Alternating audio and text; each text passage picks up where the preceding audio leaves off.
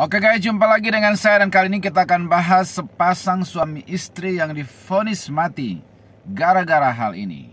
Nah, peristiwa ini tercatat dalam Kisah Para Rasul pasal 5 ya. Dan saya akan bacakan latar belakangnya dan mengapa sampai akhirnya sepasang suami istri divonis mati oleh Tuhan. Ya.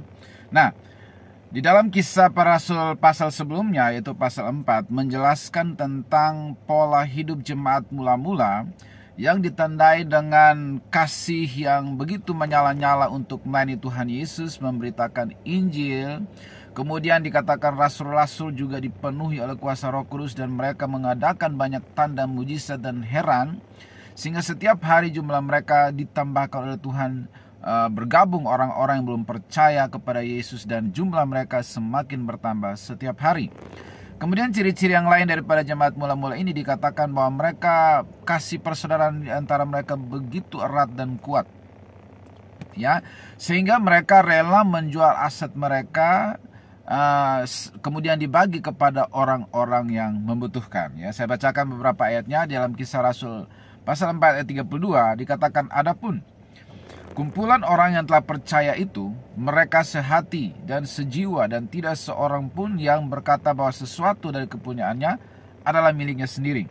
Tetapi segala sesuatu adalah kepunyaan mereka bersama. Ya, sharing di antara mereka, sharing aset, sharing harta, ya, saling memenuhi keperluan mereka begitu kuat, sehati dan sejiwa.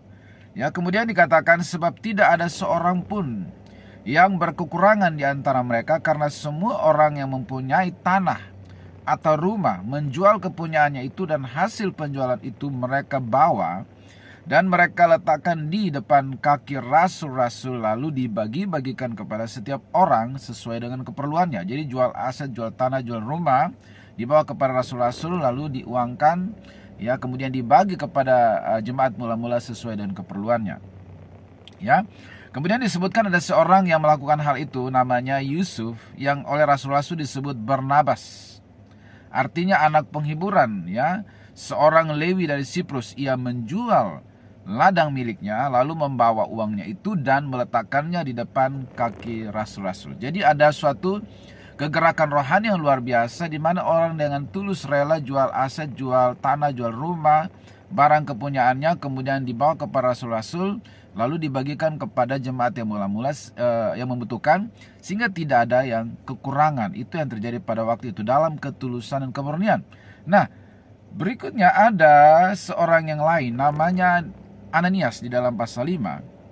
Dia juga mungkin terpanggil, tergerak, tersentuh ingin melakukan hal yang sama, ya, yaitu dia dikatakan menjual, dikatakan ada seorang lain yang bernama Ananias.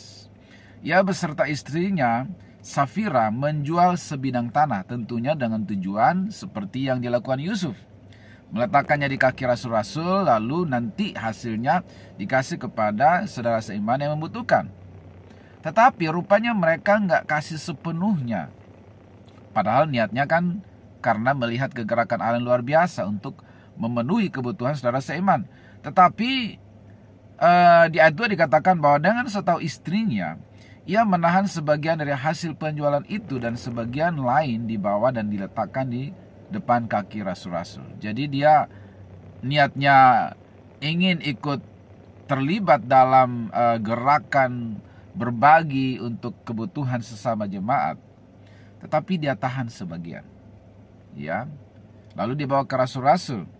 Lalu Petrus yang dipenuhi Roh Kudus pada waktu itu, dia berkata bahwa Ananias, mengapa hatimu dikuasai iblis sehingga engkau mendustai Roh Kudus dan menahan sebagian dari hasil penjualan tanah itu? Jadi sepertinya misalnya jualnya mungkin 10 juta, tapi dia ngakunya ke Petrus nih 5 juta gitu ya.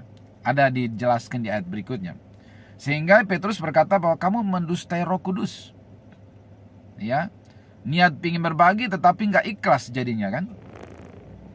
Lalu ayat 4, selama tanah itu tidak dijual, bukankah itu tetap kepunyaanmu? Dan setelah dijual, bukankah hasilnya itu tetap dalam kuasamu? Itu kan uang kamu. Kalau mau kasih yang ikhlas dong gitu. Yang tulus, jangan berbohong. Kalau harganya 10 juta, bilang 10 juta. Jangan bilang 5 juta. Mengapa engkau merencanakan perbuatan itu dalam hatimu? engkau bukan mendustai manusia tetapi mendustai Allah. 5. Ketika mendengar perkataan itu rebahlah Ananias dan putuslah nyawanya. Maka sangatlah ketakutan semua orang mendengar hal itu. Mati langsung di depan Petrus. Karena apa? Dia berdusta kepada Roh Kudus. Tidak mengatakan nominal yang sesungguhnya dari hasil penjualan tanah itu gitu loh. Ya. Lalu akhirnya dia dikuburkan. 3 jam kemudian masuklah istrinya Ananias, yaitu Safira. Tetapi dia tidak tahu kalau suaminya sudah mati gara-gara berdusta itu. Waktu dia datang, kata Petrus kepadanya, katakanlah kepadaku dengan harga sekian tanah itu kamu jual. Jawab perempuan itu, betul sekian. Jadi mereka sudah bersekongkol untuk memberitahukan kepada Petrus nominal yang tidak sesuai dengan yang sesungguhnya terjadi gitu. Makanya mereka bersekongkol untuk berdusta ya kepada Petrus, dan itu artinya mendustai Roh Kudus, dan karena itu dua-duanya mati. 9. Kata Petrus, mengapa kamu berdua bersepakat untuk mencobai Roh Tuhan? Lihatlah orang-orang yang baru mengubur suamimu berdiri di depan pintu, dan mereka akan mengusung engkau juga keluar.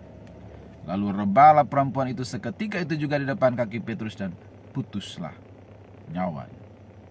Mati. Gara-gara apa?